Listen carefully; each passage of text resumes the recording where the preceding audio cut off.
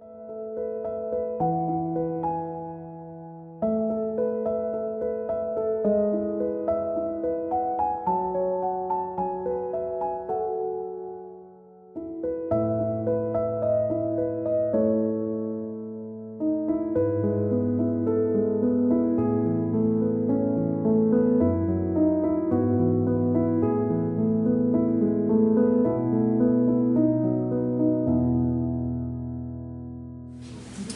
name's Bill Swalwell. I'm serving as the president of the Hampshire Township Historical Society.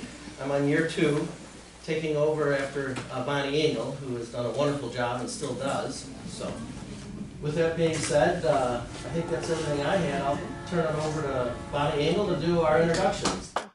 Thank you, Bonnie. Please forgive my back, but for the camera purposes, I'm standing in front of you. As some of you know, we are live streaming our programs now, in addition to recording them digitally to have all of this interesting history available at any time. As you know, our program this evening is all about the Dumoulin family and successful farming in the township. Really, you could talk to any number of people in this community, and they would tell you some wonderful stories about the kindness and goodness of the Dumoulin family. And like many of our families, this is so true. And the roots of this family run wide and deep, as do many of our founding families in this community of Hampshire. So we really want to record and acknowledge and thank the families and their legacy that is here. And so our presenters this evening are Pat Dumoulin, her son Patrick, and Mike. And we are most appreciative of your time with us. Thank you. Well, my goodness sakes, as I look out, I can hardly believe that I have been here over 70 years. 70 years. I must have been a child when I came. I just had to be. But I came from an Irish community, came over here to Hampshire to a very strong German community. And the first few years, I think I put the German community at St. Charles Borromeo on their ear. This Irishman didn't always do the protocol that good, solid Germans do.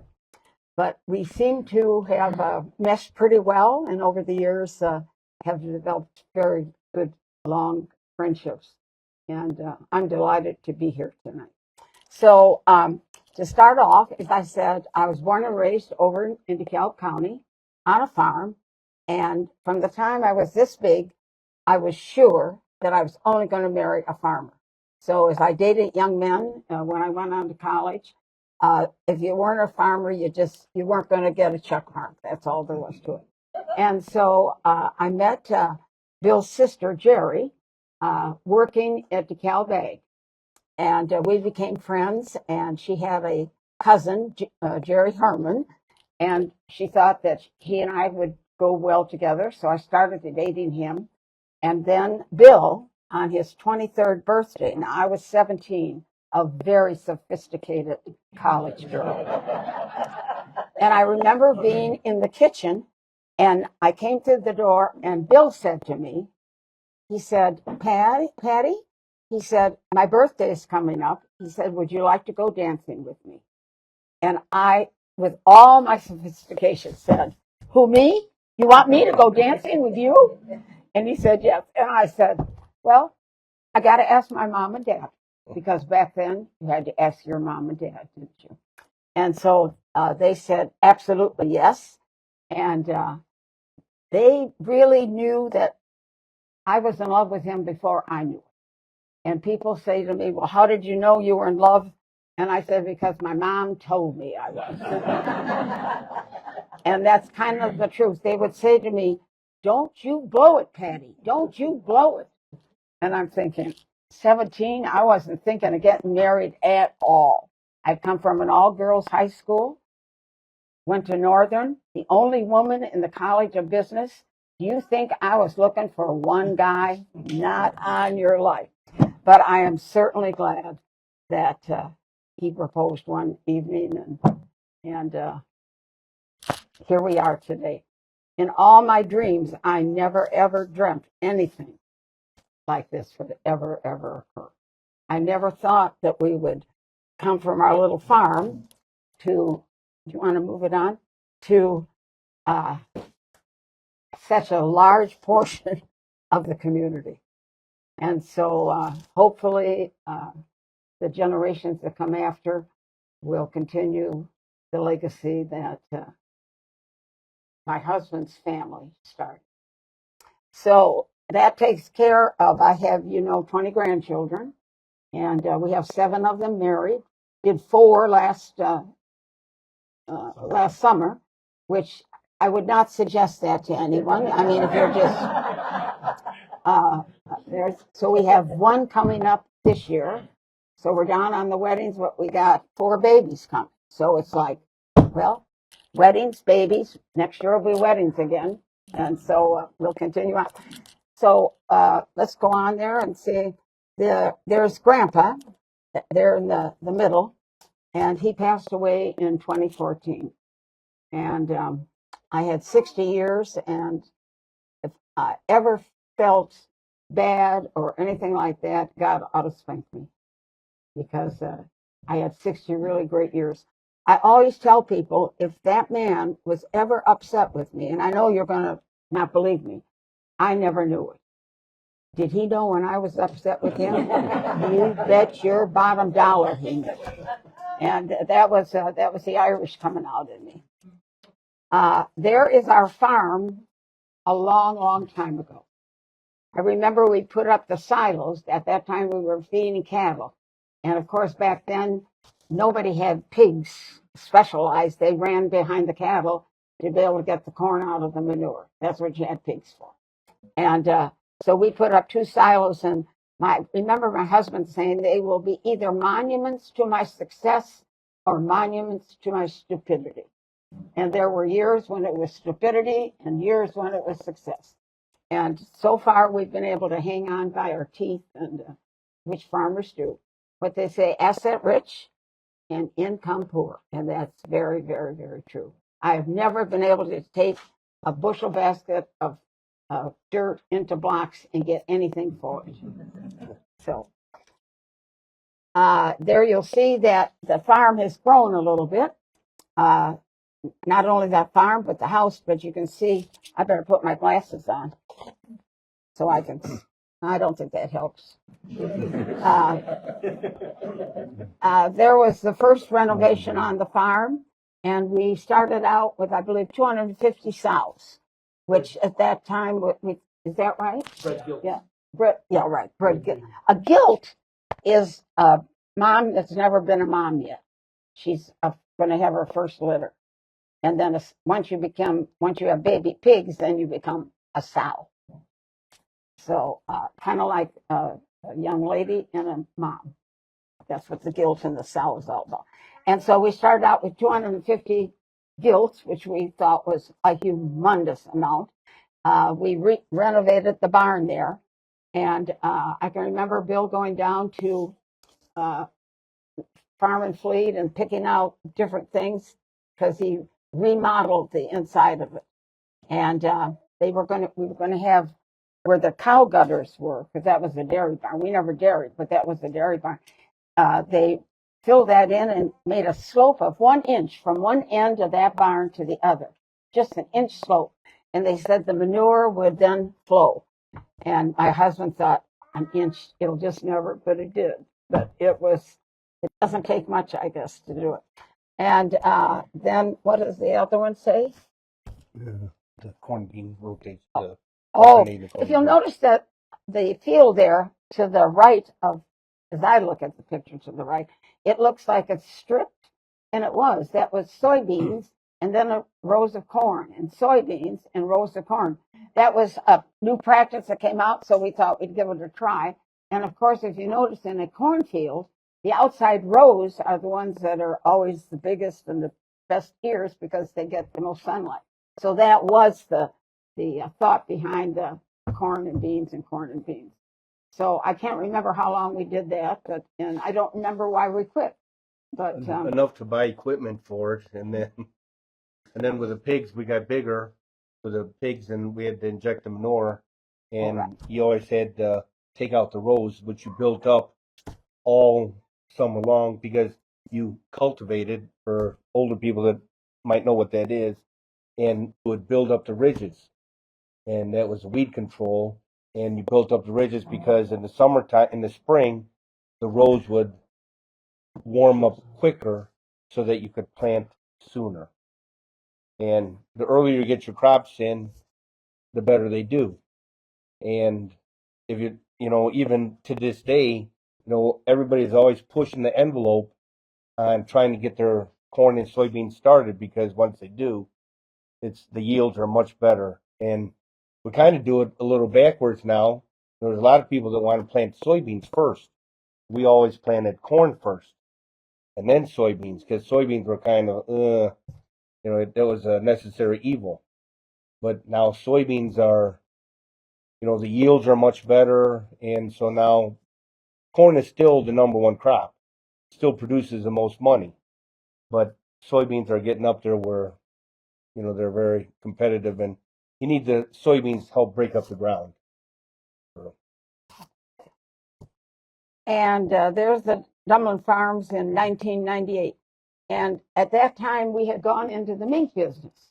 And Mama Leone's down by Burlington, they were friends of ours and looked like they were doing well. And so we decided to go into the mink business. The problem with what we had hogs. And there is a garbage law in the state of Illinois that says that if you have hogs on the farm that will theoretically eat anything, that we could not have raw meat brought in, frozen meat, and mink eat meat. And so Mama Leone's could get meat from like Kentucky Fried Chicken and come in frozen because it wouldn't meet the specs. And then they grind that up in a grinder that I could get lost in. And we had to use dry feed. And the mink don't do nearly as well on the dry petals as they do on it. So we did mink for quite 20 years. Yeah, took us a long time before we decided that. And mink are mean little son of a guns. Their teeth are concave, so that when they bite you, they go into your skin, and you don't want to pull them, because then you rip your your nose off, and that's where they got usually. And so you would drop to the ground right away, and as soon as they hit the ground, they let you go by themselves. But if you tried to help them, you were not going to be in a very good shape. So, and the female mink, they have a lot of headaches when the male comes around. They are not very anxious to greet the male, and they are strong and they fight. And the mink were pretty interesting. So, all right, in 2005, what is that? The compost? We went into composting. I want you to know we still have pigs all the time, but we're dabbling here and there. And you can see where we added a nursery, and we added some to the farmhouse. And then we had this compost operation where we took in waste from the surrounding villages or Elgin, and they'd bring their waste out, leaves and grass and that kind of stuff. And sometimes shopping carts, you cannot imagine what would get thrown into that composting. And then we had a grinder that ground that up, and we then sold mulch and compost. Compost is black gold. It's wonderful stuff. We just don't seem to be able to get a good sale on it here in the United States, but it's wonderful stuff for your yard. Does produce weeds, however, so you got to weed if you use it. But it's very good, very good. The biggest reason we started with the composting was to get rid of phytates. It was building up in our ground from our pigs. Phosphorus, yeah. So the phosphorus kept building up, so you get your phosphorus level would start getting higher. and they don't want to get like right now they have the regulations out, so they don't want any more than 300 units of phosphorus per acre. Well, because back then the feed of the pigs, you'd have to add a bunch of dicalcium phosphate, and that did not digest very well with the pigs. So you'd have to overfeed the pig so that he could digest enough phosphate to make him grow. Well, everything that the pig did use, of course, he just put back in the manure. So then we go on out there and spread that manure on the ground, and our phosphorus levels kept building up. So that's why we started looking into the composting, because we ended up putting, many years, we put about 1 million gallons of manure on that compost. And compost, in order to get that to break down, it's carbon and nitrogen.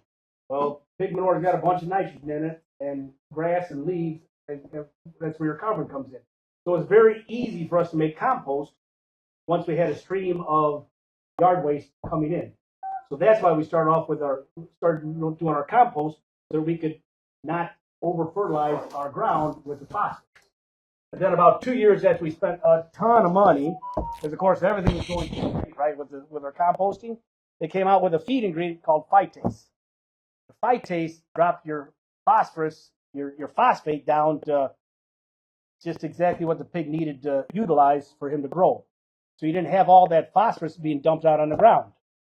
So that and a few other things, and kids absolutely love. You can't. So quick little story. Kids started driving truck in our place at about what, Pat? 8 years old, 9 years old, something like that. Very, very young, because we needed people to move the trucks out to dump the compost. Well, Pat was the oldest guy, so of course Pat was he got involved with teaching the other kids. So the other kids would get they'd get 2 turns to back up the truck and trailer into the compost row so they could dump it, because we were running 2 trucks. So the other truck we were swapping it out, so they'd have to dump it, come back, so Pat would jump in another truck with another kid, drive out there and back up. And you can't believe it, Pat is an extremely good teacher. He's extremely good. So he got to teach a lot of the kids how to drive trucks. So it was a very good plus.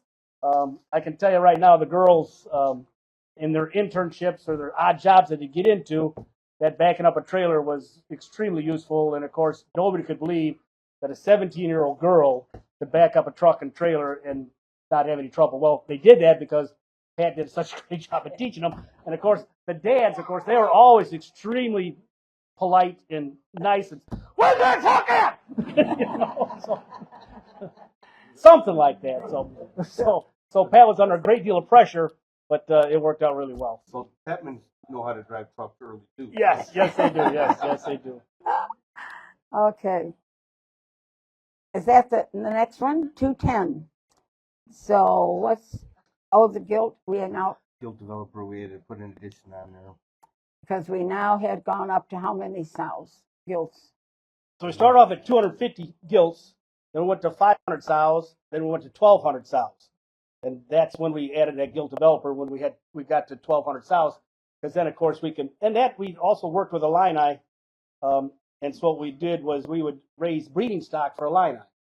So, and anything that we didn't sell to Illini as bred gilts or as open gilts, we would just sell to the packing houses that we were already selling to with our other pigs. So, but that gilt developer but farming changes daily. It truly does, and that's why we try so many different things, because it all makes sense. It all, get the phosphorus off the ground, you put it in compost, and you can sell that compost, and other people can use it. I mean, you truly do things because it makes sense, and it just flows, and so, things change. Yeah, almost by the minute. So, Dumoulin Farms 2015, we added a storage shed, and I think, is that the one next to the house?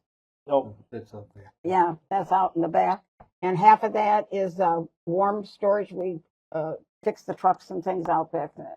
And half of it is cold storage and you never have enough room. You never have enough room. They are in there like a woman fills her china cabinet with just get everything, and that's how these big trucks and things are in there. Dumoulin Farms in 2020, wean to finish. We finally got rid of our sows and bought into what they call, again, a new innovation in the hogging industry, and what they have, they call them sow centers. And so different producers will own so many sows in these sow centers, and that's all the sow center does is produce baby pigs. And so we get in about 10,000 baby pigs every 6.5 weeks, about 6.5 weeks. Just as a little tidbit to show you what putting weight on does. Those little piglets come into our farm weighing about 18 pounds, and they're 23 days old, right in that area. And it takes 6 semis to bring them into the farm, to get those little baby pigs to our farm. They stay on our farm. We bring them up to about 50 pounds, which you call a feeder pig. And we move those pigs then off of our farm onto what we call our finishing sites. And we have finishing sites around the area, and you'll see Dumoulin feed trucks going all the time, bringing feed. It takes, right, it takes 20 semis to move those 10,000 50-pound pigs off site. And then they stay there till they weigh on average about 270, 280, right in there, making your bacon and pork chops and all that good stuff. And it now takes 63 semis to move those pigs to market. So as you sit down every day at that table, pay attention to what you put in your mouth, because a lot of it will stay there. So anyway, okay. And here we are in 2024. And we've added a lot of stuff by then. And probably our newest thing is our new mill that we've been putting up. We felt so smart. We bought a 156,000 bushel bin in December before COVID came out,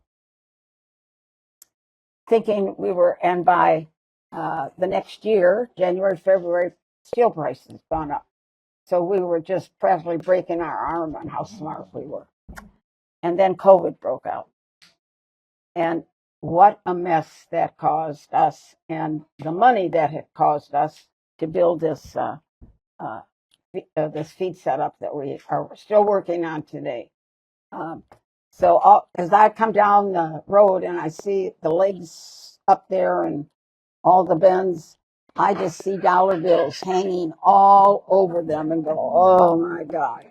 Yeah, very, very, but we have a very, very good feed mill set up, and we do about 600 tons of feed a week is what we grind up. So it keeps everybody busy. And with all that mechanical stuff going, you know what happens. The highest leg is 165 feet. And 3 days ago, Monday, when it was, how cold it was just before it turned nice. Well, they were up on the top. Pat Buddy was up on the top working on that most of the day. And up there, I guess it was a little breezy too. You get that far off the ground. So agriculture is technology. And as Pat said, it changes all the time. And every time it changes, there's a big dollar bill that goes with it. As any of you know, just take a look at your little phone. Whoever thought you would spend $1,000 on a phone that you put in your pocket? When that little old black phone back in the Ma Bell days, remember? Anybody here remember that kind of a phone? And I believe the bill was maybe what, $40? And you didn't own the phone. You didn't own the phone. Now they've convinced us that for $1,000, we're lucky we can. I said one day when I was getting a phone, I said, I want a phone. He said, I'm sorry, all I can sell you is a computer. And that's really what you're buying.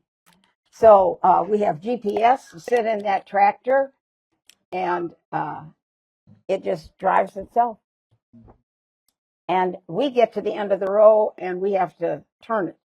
But GPS out today, the machines will turn itself. And you go around the edge of the field. What do you call that? When we spray? No, when you make it so that the Outline. GPS will work. Outline. Yeah. Tell them about that.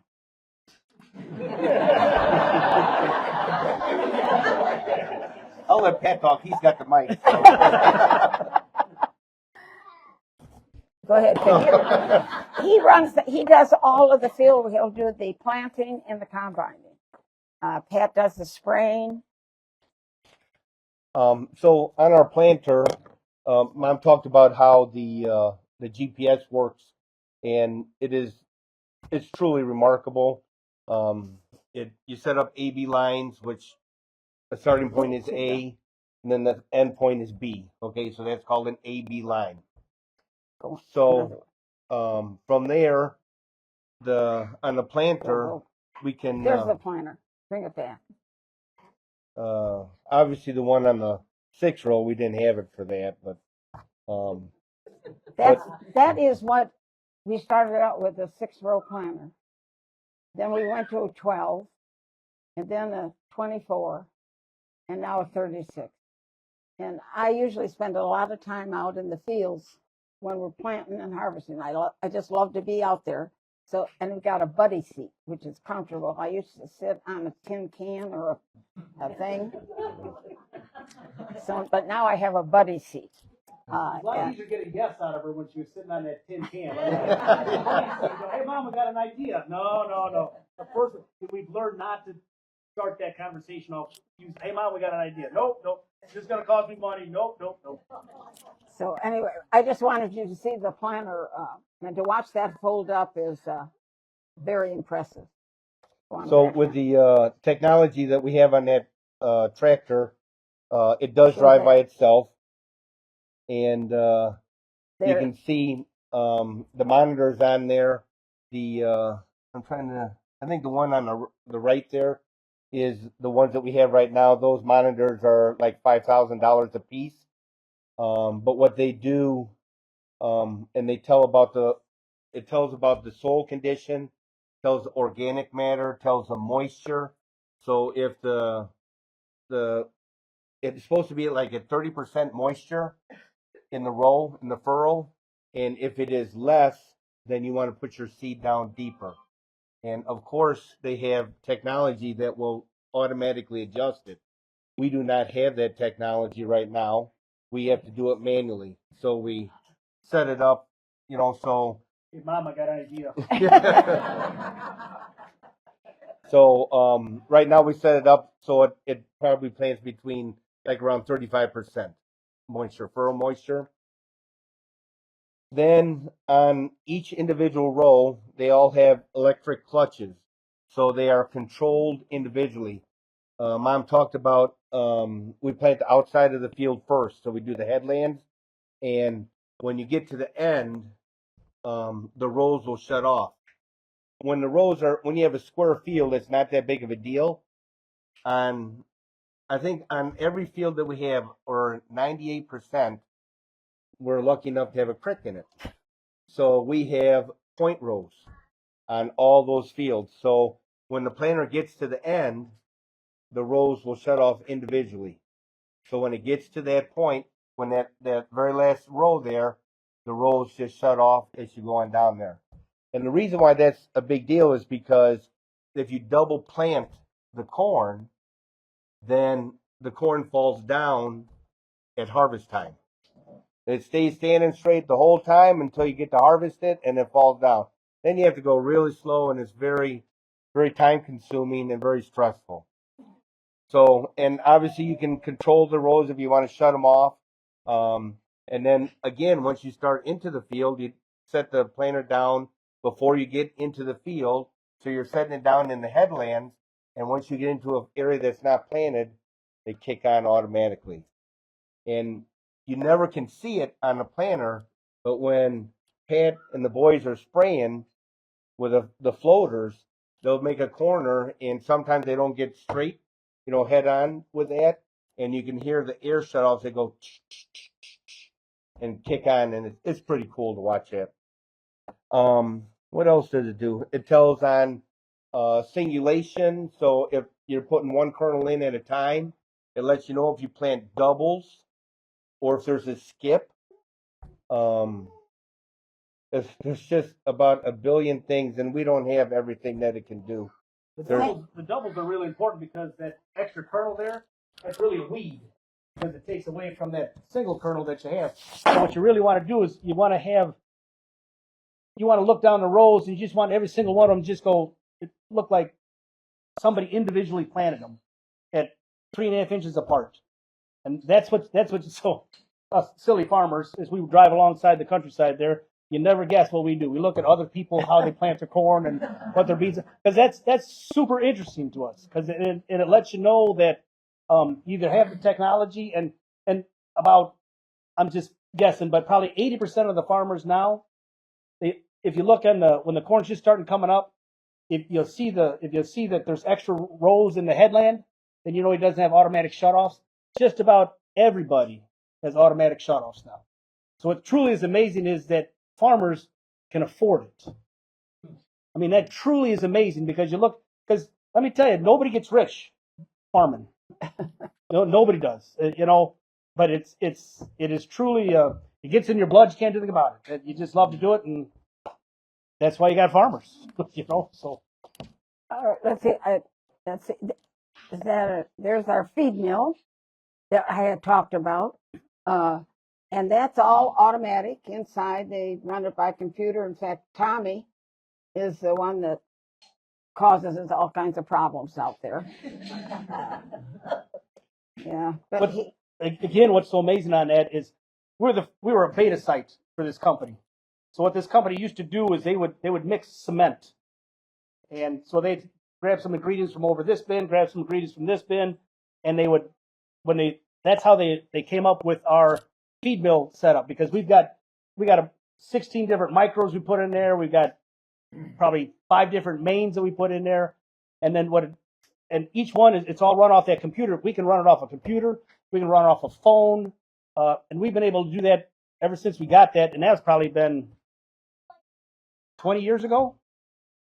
I mean, it's just so when Dad wasn't feeling so good, he was in the hospital. We'd be down seeing Dad, and we could grind feed from Dad's hospital room, which was really nice because then we got to spend more time with Dad. So it was really cool. And you looked at it and go, how in the world can we afford this? But I mean, it truly was. It is amazing that the technology out there. Look at your phones, right? I mean, everybody can afford this technology now, which is truly unbelievable, because the stuff that it does is amazing, just amazing. So, okay, processing. There's the the beginnings and the buildup of the feed mill and the grinding operation. And there in the middle is 2 years ago, the kids for Christmas gave us crosses to put up on the top of that. And you can see it from Hampshire. You can't tell what it is. We didn't realize how big you needed something to be able to see it very far. But you can't see the light out there. We had a gentleman go by on a motorcycle. Went by, came back, and said, "I just wanted you to know that we appreciate the cross up there," which was kind of cool. And that was some of the bins they bring in, and so it's pretty exciting and very costly. Yeah. Robotics, of course, have come in. This is drone pictures. We have a drone, thanks to Tricia, who works for Burns and Mac and Burns, or Burns and Mac. And he's an engineer, and they had a drone that they got rid of, and so we bought it. And the drone is watching Mike plow. We try to plow one farm every year. Plowing is, we call it reverse tillage today. We don't call it plowing, but that's what it is. And it's kind of frowned on because of erosion, but soil needs to be ripped up sometimes, once in a while, to get that air, to get that earth and turf back into it. So there's the 7-bottom. Yeah. 7-bottom plow. I learned to plow with 2 bottoms. Yeah. So that's just the drone taking pictures of it. Okay, go ahead.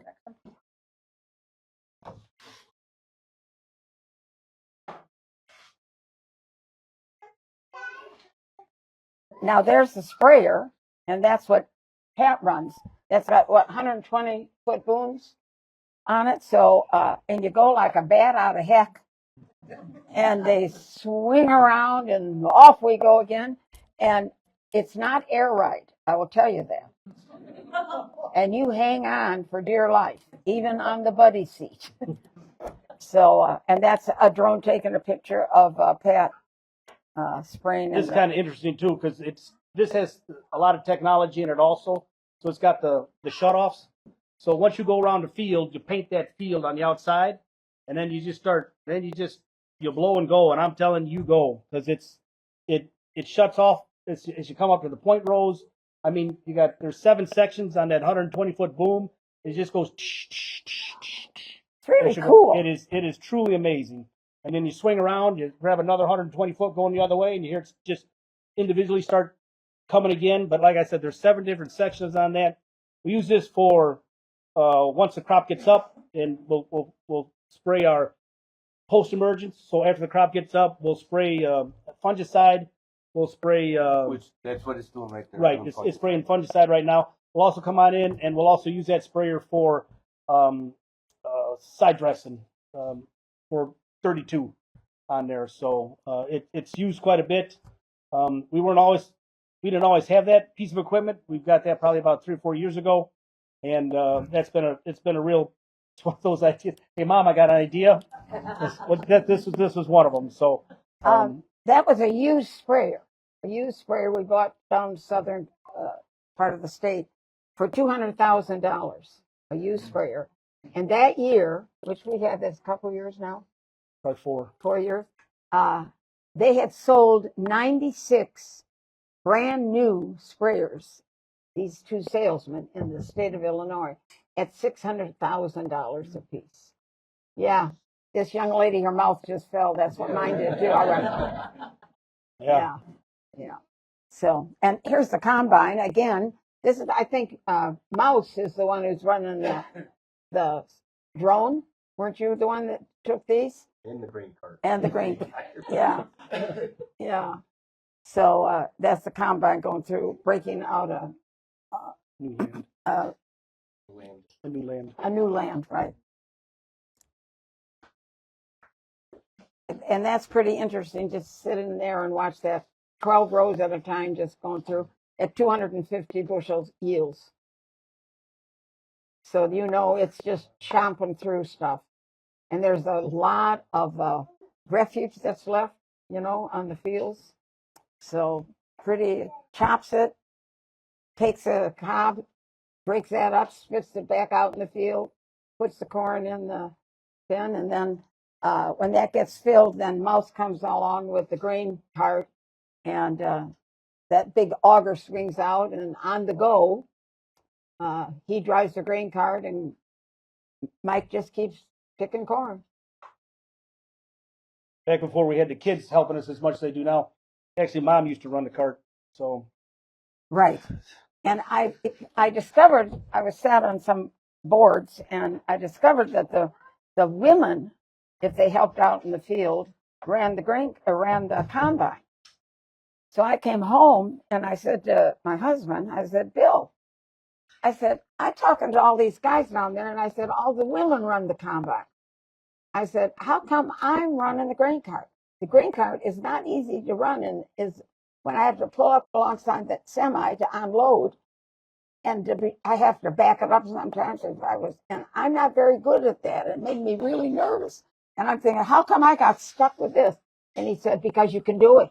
I'm thinking, well, that wasn't too good. Okay. So just a quick little story on this also, thanks to Mom on helping out with the grain cart. So we'd be out there, and we'd carry walkie-talkies along with us, okay? And so, because it's really nice to grab a hold of the radio and say, hey, Mike, I need this, or hey, Pat, I need this, or whatever it is. And so we would start off, and we'd have a fresh battery, fully charged battery. At the end of the day, it would be beeping, telling us, because Mom was always on the radio, where do you want me, Bill? Where do you want me, Bill? It's like 12 rows over from the last time, Mom. I can answer that for you right now.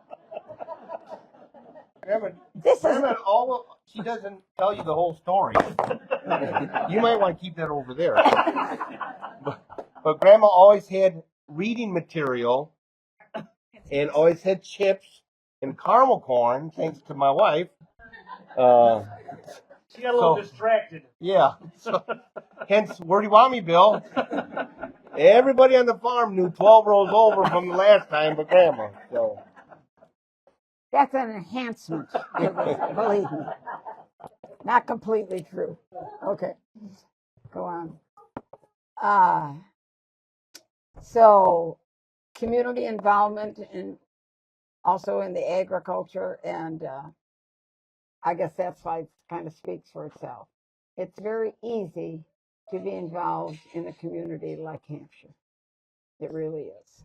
Uh, you know, people say to me, "You've got a great family," blah blah blah blah, and I'm thinking, so do lots of other people. I said, your kitchen and my kitchen are exactly the same. We have our ups and our downs and our ins and outs, and just like all of us do. And as my mom would say, just remember, your feet are made of clay, meaning that we're very human, which she reminded me all the time. So anyway, probably one of the neatest things we did, Prairie Farmer came out and just did an article on us. And that was when the kids were, they called that, see them in the golf cart, they called that a gaggle of grandchildren. And I believe we were maybe halfway through the grandchildren. Little did we know how many more were coming. But anyway, go back to that, the Prairie Farmer there. Just before the guy went to leave, he said goodbye to everything, and he turned around, and Pat had brought a baby pig out for the kids, and he took that picture. And he said when he saw it, he said, I knew that had to be the cover. So it wasn't a planned thing at all. It was just a, so, okay, doke.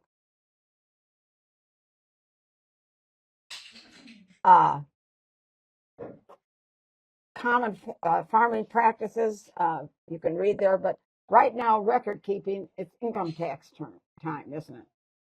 Taxes on a farm are, just a big deal. And right now, my attitude gets kind of swatted around every day when I go into that office.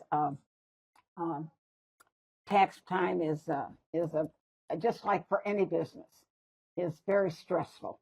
And if we ever get a audit, I just pray to God that they never, ever find Dumoulin Farms.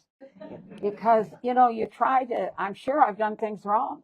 I'm sure I've missed something or put too much someplace. I just know it. And of course, they come in, and I'm sure they'll want to know something that happened 5 years ago.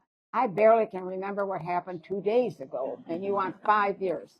So, and always, when we've had insurance audits come in, they always ask you, I swear it, that one invoice that you cannot find.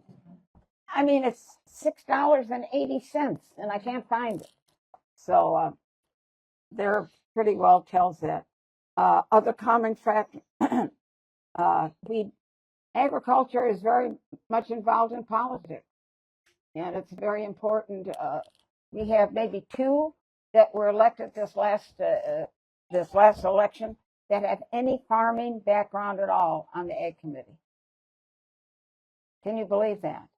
And so it's probably a number of years ago down in Assumption, we had brought out Illinois Corn. I was on the board at the time. Brought out a group of EPA lawyers from Washington, D.C., so that they could see what at that time they were wanting to regulate the amount of dust that corn people when in the harvest time, when you went up and down the roads on gravel roads, going to regulate the amount of dust that you could. So we thought maybe we ought to get them out here to kind of see that might be beyond what we could do. So we had a bunch of attorneys from EPA come out, and I was there, and they were talking about how we lease ground or run it on shares or pay cash rent. And one of the attorneys turned to me and he said, lease? Do people lease ground out here? And I said, yes, they do. He said, do other states do that too? I mean, and they are making the regulations and don't even know how we farm. On the money end of it, talk nothing about out in the field. So it's extremely important that when you belong to Illinois corn or farmers or Illinois soybeans, that those organizations, or pork or cattle, they represent you in Washington, D.C., because the people there really, it would be like me going into a physicist and saying, I'm going to regulate. I don't know the front end from the back end of what they do, but I'm supposed to be able to lay down laws for them.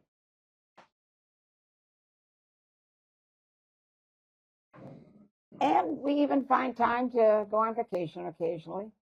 And look at that. Would you recognize those boys? Oops, put them back. Oh, Grandma. I didn't mean to do that. Yeah. I gotta wait for it again. We must have been really young then. Yeah. Yeah. Our two sons and Bill, our son-in-law, who also farms with us. Yeah. It was about 40 pounds ago. And there we are today.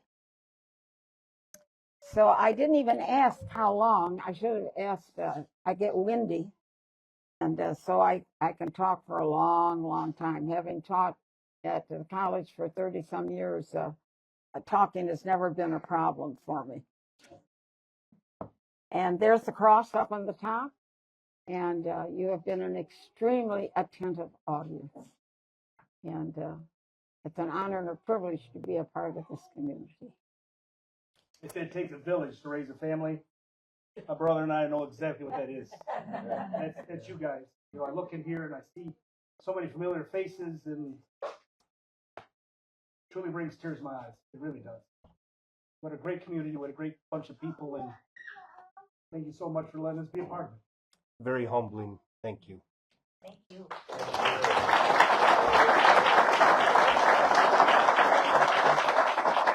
That is the end, isn't it?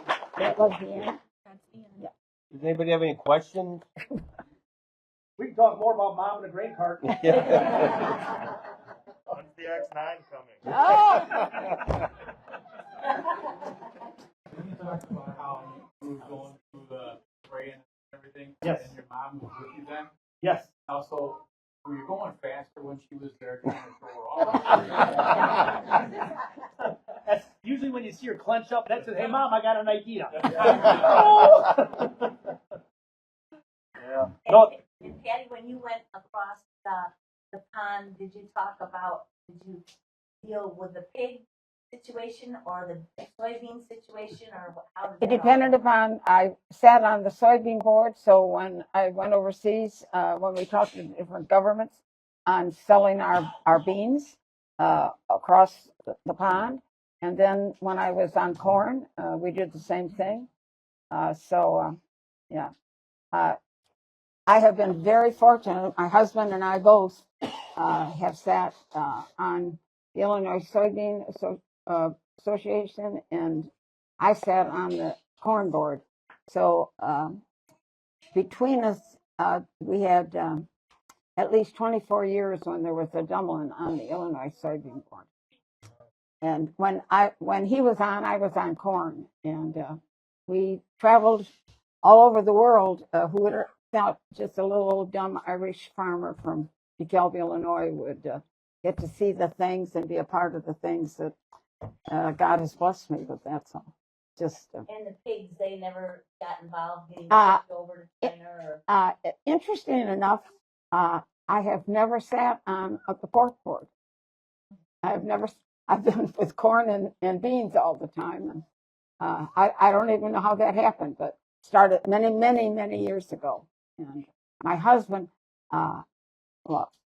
we were talking to one of the young boys, Young, not young age, but their last name, and he was terming off a soybean, and he said to Bill, "You ought to run," and my Bill said, "No," but Grandma said, oh, yes, yes, yes. And so with his feet dug in, I pushed him, and he was elected and served 6 years, which is all you can or could then at that time. And so when he was off, I had gone with him to all the meetings, and, I enjoyed that. And I thought, you know what? So I ran and was elected. And then I served 6 years. And then he ran again and served 6 years. And then I ran again and served 6 years. So we had, in the meantime, I was on and off the corn board too. So. The funny thing is, Mom always went with Dad, but Dad was never able to go with Mom. Yeah. I don't know why I bought the boys here to do that. So. Before we close, could I ask all of the Dumoulin family to stand? Please?